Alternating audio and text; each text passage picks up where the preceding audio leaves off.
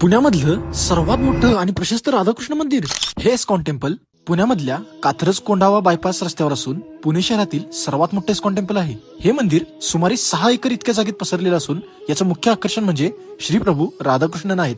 मंदिरात प्रवेश केल्यावर सर्पनागावर विराजमान झालेल्या श्रीकृष्णाचं दर्शन होतं. मंदिराच्या पश्चिम दिशेला तुळशी वृंदावनासमोर एक लहान जलाशय आहे, ज्याच्या जवळच वृंदादेवी मंदिर पाहायला मिळतं. मंदिरात आत प्रवेश करून श्रील प्रभुपाद यांचं दर्शन घेऊन मंदिराच्या आतील भागातील झुंबर, भिंतीवरची चित्रे, कलाकृती आणि सुशोभित छत्री बघून मन भारावून जातं. अखेरीस राधाकृष्णन यांचं दर्शन होतं. मंदिरात राधाकृष्णाच्या शेजारीच जगन्नाथ, बलदेव, सुभद्रा आणि श्री श्री गौरानिताई यांची मंदिरे पण आहेत. मुख्य मंदिरातून बाहेर पडताच रामायण आणि नरसिंहा यांची छायाचित्र पण पाहायला मिळतात. मंदिराच्या दक्षिणेस श्री व्यंकटेश्वरा म्हणजेच बालाजी यांच्या दक्षिण शैलीत बांधलेले एक मंदिर दिसतं. बालाजीचे दर्शन घेऊन भाविक संतुष्ट होतात.